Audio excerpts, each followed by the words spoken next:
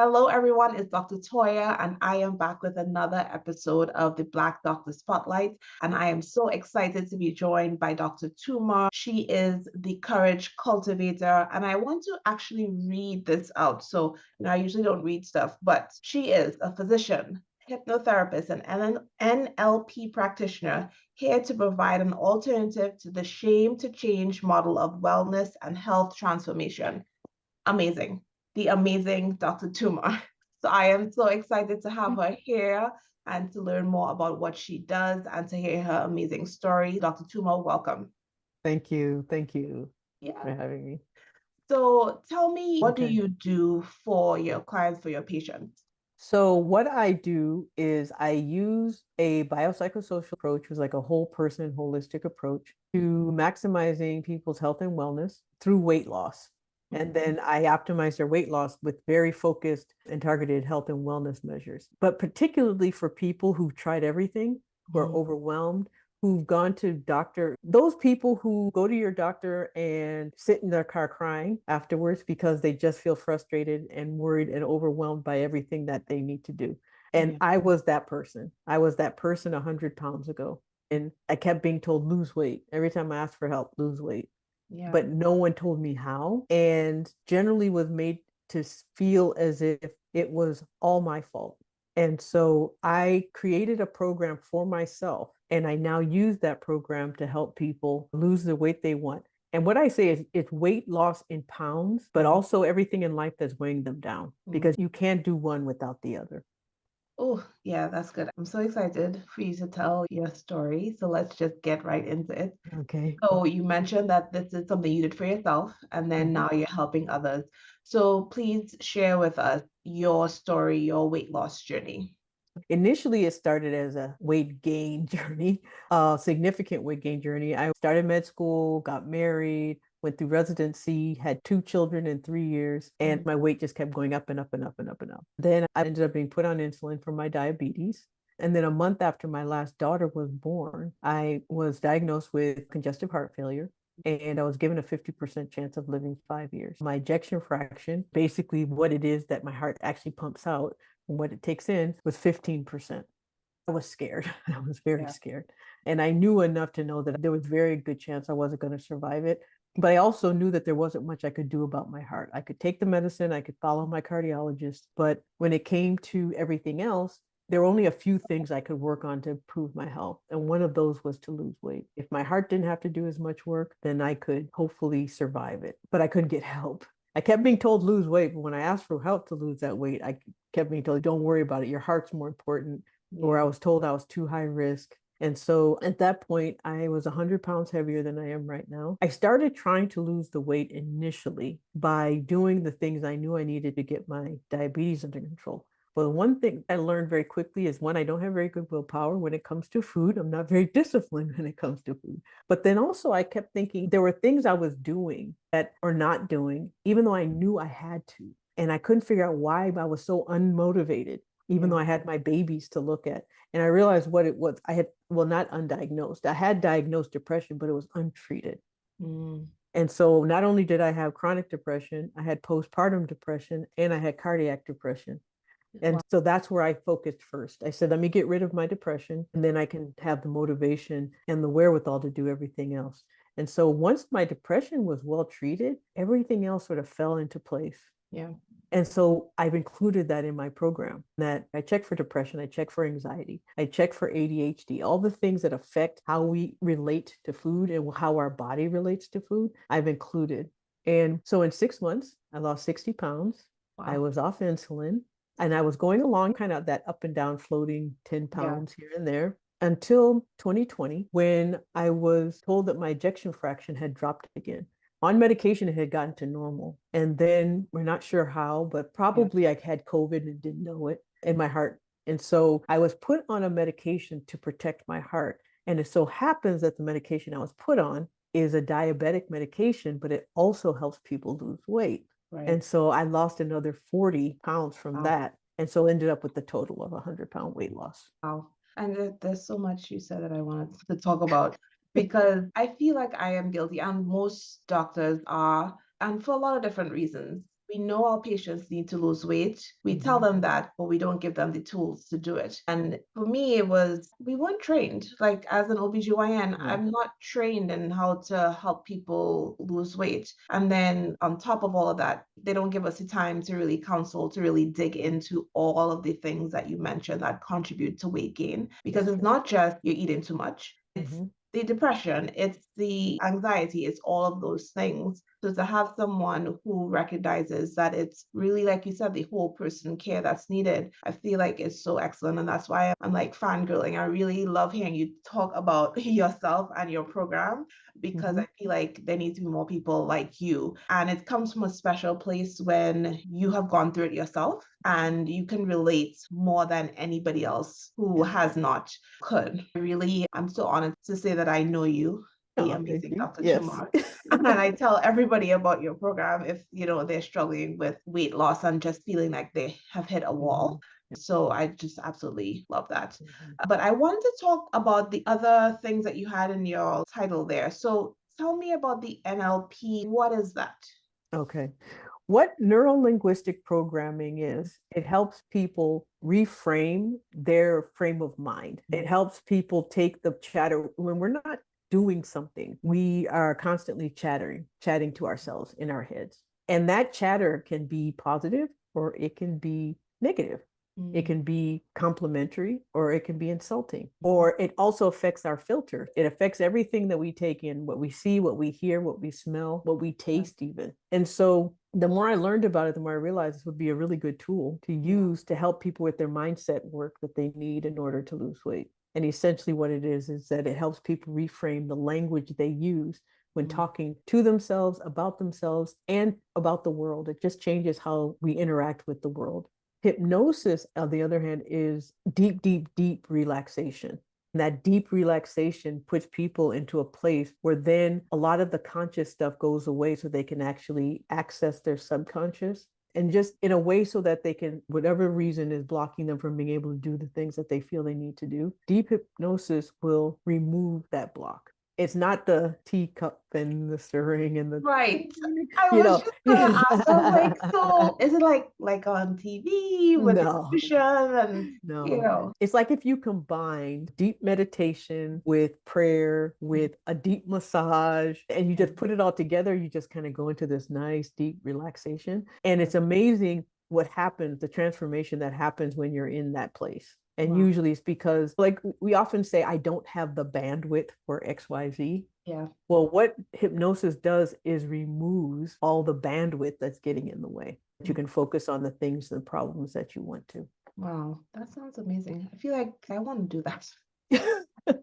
It's very effective. I've used it. I've used it in developing my business. I use it on a regular basis. My hypnotist is Dr. Manny and St. Victor, and I started working with him almost 6 years ago. It's supposed to have been temporary, but I've just continued because it's so helpful for me. Wow. Another great resource for, as you mentioned, that whole body care and approach to health and wellness. So, And I would like to mention just real quickly, because I didn't mention, Dr. Maisha Claiborne is the person that I trained under to become an NLP practitioner and a hypnotist. I got certified under her. Okay, so this is official, people. It's Like you these are said, official.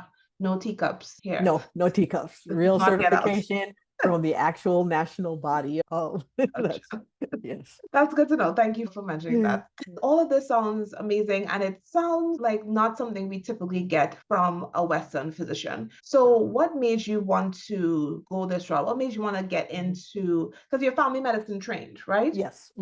Yeah. Tell me why you got into family medicine and then why you decided to add these things onto your practice. I went into family medicine. Initially, my reason I wanted to become a doctor was because at 8 years old, my father was diagnosed with cancer. And I heard that he had cancer. And to me, that meant he was going to die. I'd never heard of cancer and death separated. And then he just came home from the hospital one day and he was fine. And so I was very relieved. He and I were very close. And when you have 8 children in a family, that's not unusual that you get to be close. Usually there's somebody blocking that closeness. But he and I were close. We talked a lot. And so when I asked him how did he survive cancer, he told me it was because of the doctors. He kept saying the doctor found this, the doctor did this, the doctor did. And I was like, okay, that's it. I'm going to be a doctor. Yeah. My mother's an educator. And so when she heard I said I was going to be a doctor, she immediately started giving me things, books and puzzles and the game, that game Operation. I got that. She gave me a miniature skeleton that every single bone was represented, even like right down to the kneecap. It was like everything. It took me months to put it together. They took me seriously. I was 8. Yeah. At that point, I'm still being bullied by my older sisters. I'm 6 of 8 children. And my parents were taking me seriously when I said, so I'm like, okay, that's it. I'm going to be a doctor. But as time went on, that always stayed with me. And then my family moved to Africa when I was 10. And when I was there, I started seeing a lot of diseases that we just don't see here because they're untreated. And because of the poverty there, I realized that poverty meant illness in a lot of ways. And so I immediately started thinking about social action, like medicine as a community service and social action. And as I got older and more mature, I realized family medicine would give me all the things I needed so that if I needed to go to a place where people didn't have access to a doctor, I could be the one doctor to everything. And my plan was to go back to Africa. I planned a way so that I wouldn't have student loans. And so I got a National Health Service Corps scholarship. I went to a state school and I graduated with no loans. Nice. With no med school loans at all. But I also met my husband during that time on my first day of med school.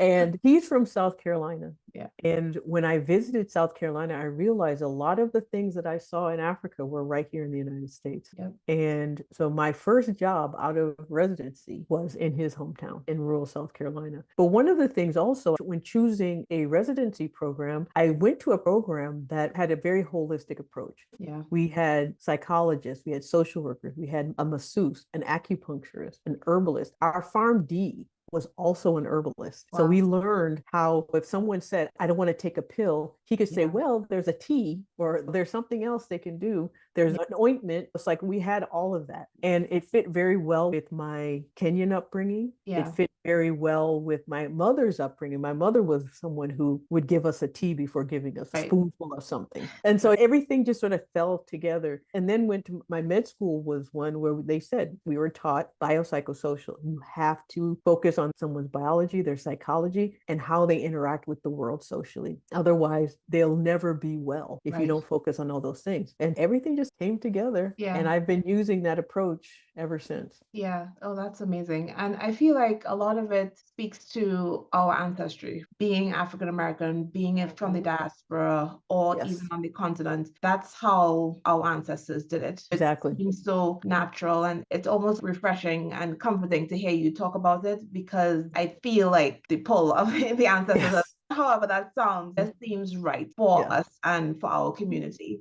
And we call stuff hypnosis. We call stuff NLP, when all of that really is exact same stuff we've always done. They just put a name on it. When you soothe a baby and you put a baby on their chest and you're tapping them, rocking back and forth and using a very soothing voice, you're just putting them into a trance. It's a hypnosis.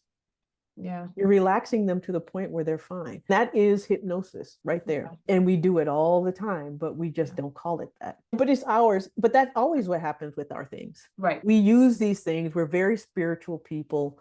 And we use these things, and then other people get their hands on it, change the name, and sell it. Market it, right? Capitalism. Yes. Yes. That's basically capitalism in a nutshell. Yeah. Yeah. And that's also why I do what I do, because often when services are created and platforms are made, we are not included in the psychological makeup of who would be helped. And so we end up being left out. And so that it doesn't often help us as well as it should. Because when you're talking biopsychosocial, if you're not culturally aware when dealing with the psychology of it, then you've already lost the person. Yeah. If you're not aware and you're talking about the socialization of someone, you've lost them. And with weight, our families, we show our love around food. Yep. Everything is about food. So you can't I can't anyway walk into my mother-in-law's house and say, no, I'm not eating your macaroni and cheese. I'm going to diet. Like, what? That's just not gonna work. And No. so, you have to, the system that I use actually figures all of that out, and it helps people figure it out for themselves. It's not Right. all about me. Right. It's about them taking their life, looking at it and saying, ooh, I can keep this. I can add this to this so that this works for me still. And I don't have to eliminate anything that makes me happy, that Yeah. keeps my family happy, that helps me interact with my job, that also makes me feel good physically. And it's just really important. All those things have to tie in together. So important, especially what you said about the food. My mother's a caterer, and it's just Oh, like food. yes. Yeah. But I love that you factor it, and it's individualized care, right? Like you're treating Mhm. the individual in this Mhm. holistic way. One thing I wanted to touch on that you mentioned initially was the use of the medication, because I feel like there was, I don't know if it's still a thing, but there's definitely this feeling that using weight loss medication was like cheating Yeah. or something like that, right? Mhm. Can you speak more to that? Now, I don't use appetite suppressant medication. I eat more now than I did when I was 100 pounds heavier. Okay. Our weight is not because of how much food we eat. It's Right. often how our body reacts to food. That's physiologic.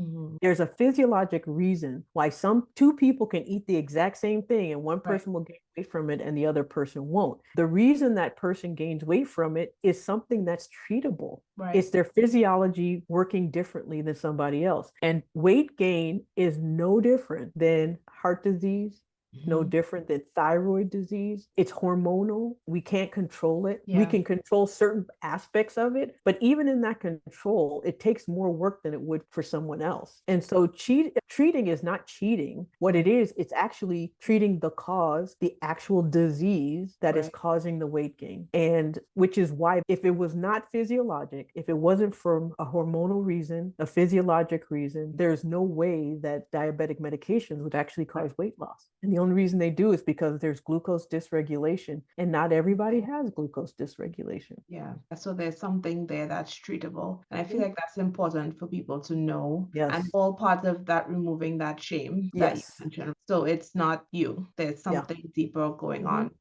Yeah. And what people also don't realize is the glucose dysregulation completely controls your appetite and your craving. Mm, And so it starts this vicious cycle. Your yeah. body fights you and your physiology is working against you, Yeah. makes you eat the very things that make it worse. Yeah. Makes you crave the very things that make it worse. And then you add the stress of guilt and self-internalized anger because you can't control it. And if you keep being told it's your fault, you have no discipline, you have no willpower, you have no this, just stop. You could starve yourself and it won't change the fact that your body hormonal environment is still off. So you can never maintain it for very long because your body's constantly fighting, trying to get you back to that place where it becomes this nice fat making machine. Yeah. And your body wants it. Your glucose is our brain's drug. So carbs, I our laugh brain because I'm loves like, carbs. I'm looking, there's like a piece of fudge like on my desk right now. Uh-huh. And I'm Oh, like craving it. eat it. But this is what I do though. I teach people how to use their preferences and patterns to Mhm. their advantage. So if you want fudge and you then have like a vanilla protein shake as your milk with it, Mhm. so that the protein counters sugar that's in the thing. And as long as you do that in moderation and you don't do it Right. all the time, it's fine. That's good to know. Okay, now I feel Yeah. better. But without the protein, what it will do, that sugar is going to basically trigger an addiction. It's Mm, going to give your brain its drug and it's going to want you to eat more and more right. and more and more. Right. Yeah. Ooh, okay, fine. Now I know I'm gonna have my protein shakes. I can have my fudge. Have your fun.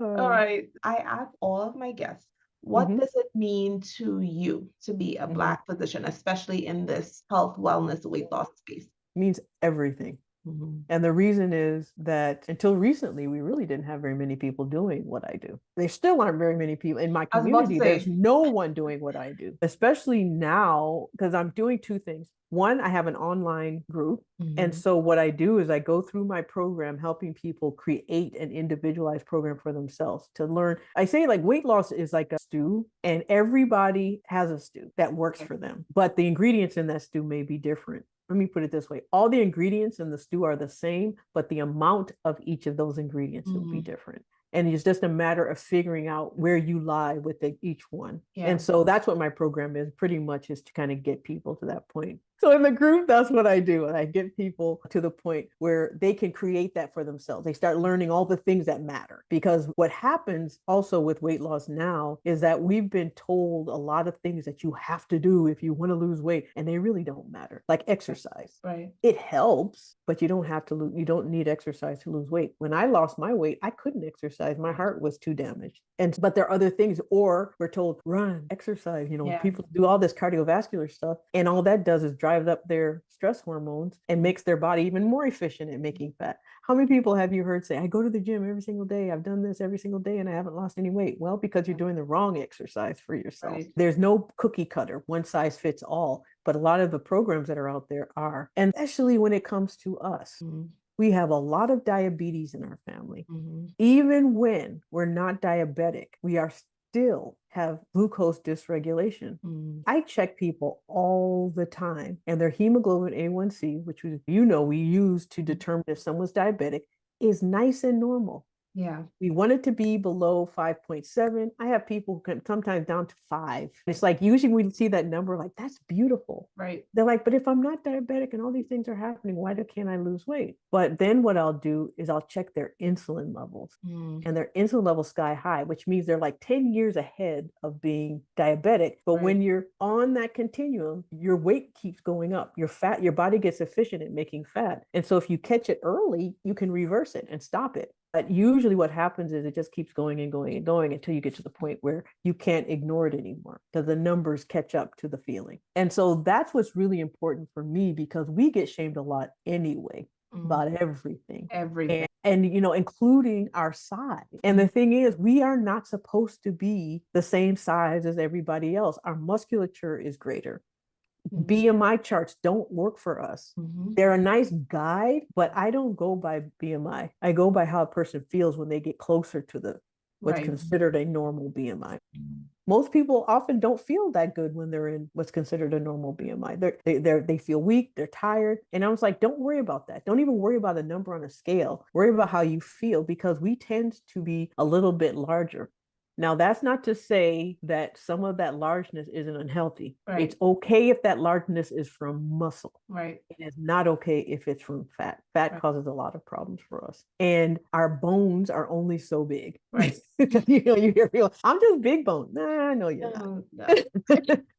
No. Our bones don't weigh that much inside our body. But at the same time, though, someone tells me that they're big bone, I'm just like, okay, well, let's look into that. And let's see, because I often have people like, I don't want to get skinny. You don't have to be skinny. You just have to be healthy. Right. All I want is people to be healthy. Where your size is different for everybody. And there's too much emphasis on being thin. And there are a lot of people who are thin and extremely unhealthy. Unhealthy, yep. And so I don't go by size. I don't even go by weight on a scale. In fact, in my program, people get a free body composition scale as a gift. And the reason I do that is so I can monitor people's muscle. It's remote monitor. And half the time people are like, oh, did you see my numbers today? I lost 5 pounds. I'm like, no, sorry. I don't really look at your weight. I was looking for your muscle to make sure that weight loss wasn't in muscle, that it was, that's what I look for. So I often don't remember people's actual weight number. I do remember their muscle number though. Yeah. And that's so important in our community, like you said. A lot of people like, I don't want to be real thin. I don't want to be skinny. Like I like having my butt. I like my curves and things like that. So, having that cultural competence is so important for our community. So I love that that's your focus. Even our food. I've had 2 different experiences. One, I had a client who had stopped cooking all of her traditional food because she thought it was wrong for her weight loss journey. And I was looking at her food. It's very stew-based. In culture. I'm like, stew is perfect. Right. Yeah. It's a perfect meal. Yeah. And I was like, it's usually stew-based with some type of carbohydrate with it. They're not combined. So if they're not combined, you can limit how much of the carbohydrate you're talking peanut stews. Perfect. And then if there's a stew where you add sugar, just don't put the sugar in. And I learned what ackee and saltfish is a very high protein meal. Yeah. Very high in protein. Even the starch part that's supposed to be high in starch is actually a very high protein food item. But when that same person went to a nutritionist, that was the first thing they were told to stop eating. I bet you the nutritionist give them this list. Yeah. Oh no. They get a list of things. Eat this, eat that. I'm like, Right, asparagus, if you like it, that's fine. But if you right, like kale, that's fine. But I like right. my collard greens. But you don't see collard greens on the list. Yeah, it's that colonization of health and Hmm. nutrition and all of that. Exactly. Yeah. Exactly. I am so glad that you are in this space. I hope more people enter and have the same kind of view as you, Hmm. because I feel like, every day I'm online and I see the fat shaming and Hmm. like all of the different things. And I sense the frustration, especially with the BMI charts and stuff like that. Hmm. So I know it's something that is plaguing our community. Hmm. And we need to move away from, well, just exercise. It's just math. Hmm. Less calories, more exercise, you'll Hmm. lose weight. Like I said, it's been a learning journey for me too, because I used to be one of those people. That's Hmm. that's I used all to be I one of those people. yeah, Yeah. just like that's all Yeah. I knew. And that's how I Exactly. used to unhealthily lose weight myself. Mm. I'm from Trinidad. I love carnival. So when it was Yeah. carnival time, I knew I had to lose weight so I could look good in my costume. So I would calorie restrict Hmm. and start exercising. But I Hmm. was so out of shape. Like you said, I was small, but I Hmm. was unhealthy. I was eating processed foods because they had the calorie count on the pack, but it was in a Yes. pack, right? Yes. With a Exactly. bunch of stuff on it. There's Hmm. so much more to actually being well and healthy. And I just love that you are in that space. It's Thank really important. And it's also one of the things that you mentioned was losing weight for carnival. It is okay to want to lose weight for carnival. That's you the other thing I get tired of the shaming because people want to lose weight for their wedding or they for want to lose something. weight for a reunion or they want to Yeah. lose weight. Oh my gosh, that's so terrible. It should be for your health. It should be for your health. Right. I'm sorry, but our mental health, our vanity is part of our mental health. And it's not even vanity. Let me not even use that word. How we look and how we want to look and appear to the world and socialize how we socially interact with the world is okay as Yeah. long as it's done in a healthy way. The reason is your own. It's Right. your private reason. Nobody else has to agree with why you're going to lose weight. Yeah. But as long as it's done in a way that so that it doesn't harm you later, then for whatever reason, that's your business. Yep. Do There's it. nobody else's business why you want to do something. Yeah. That's good to hear. So I don't have to feel too bad. Just do it in a healthy way. Yes, definitely. So But that's I all. would like to say, you keep mentioning you wish, that there would be, for other people to treat people this way. I actually am creating a course for clinicians Oh, I did not so know that. that I can teach my process to other people so they can use it because I'm only one person. Right. There is more than enough of us in need. I'm driven by the feeling I had when I went to my doctor and as a doctor, so I can imagine how other people are treated Right. and being shamed in my appointment and sitting in my car crying. My poor husband, every time I say I have a doctor's appointment, he was just like, stay on standby because you're going to get a call of me, with me crying at Yeah. some point. And sadly, that has only stopped after I've lost weight. If Yeah. that's the prejudice of it. Now it's like, oh, wonderful. Help. And I'm like, if people look at me like, oh, you look so good. You look so healthy. You look so whatever. My heart is worse now than it's ever been. Yeah. And yet, because of my size, people are like, Size. oh. Yeah, that's how we're socialized. Like Mhm. smaller is better. Yeah. Exactly. Well, Dr. Toomer, it has been an absolute pleasure. I've Thank you. always, every time I hear you speak, and I should also mention when Mhm. I mentioned speaking, all of this wonderfulness, this Mhm. amazing of Dr. Toomer, she's also a speaker, a TEDx Yes. speaker. So there's so much more to her that we just don't even have time to go into right now. Really glad that we got to do this. And I hope that I can bring your program and you to even more people because I know, especially in our community, it's needed and there will be somebody that you can help, even if it's just one more person. So tell our viewers, where can they find you and your program? You can find me at drtoomer.com. That's drtoomer.com. Mhm. And if you go under the weight loss tab, you can find my programs. If you're reading it and you're not quite sure how I can help you, then send me a message also through my website. Perfect. And you could also find her on bydefault.com.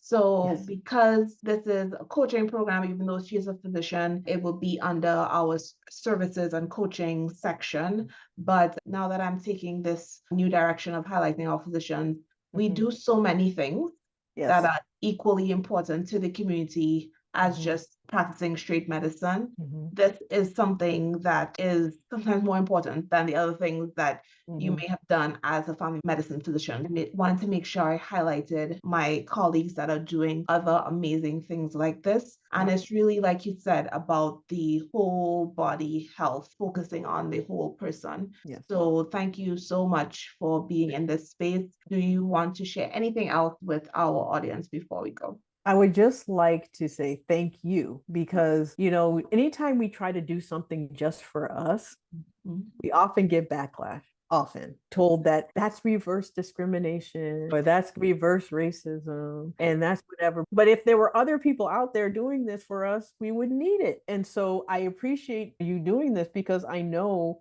that it's not always easy. Just know that. And so I do appreciate the fact that you're willing and able and persevering in Yeah. providing a space for us to be highlighted for what we do. Oh, well, thank you very much. My whole mission is to create a space that is for us and that you can just feel comfortable. You can feel you are the normal, you are the default. And that's my whole, yeah, reason for doing this. So thank you for that. You're welcome. Well, All thank you right. for having me. Oh, it was a pleasure, as always, the amazing Dr. Toomer. I'll say it again. She is amazing. All right, that is it, guys. Thank you so much for joining. I'll see you next time on another episode of the By Default Black Doctor Spotlight. Bye.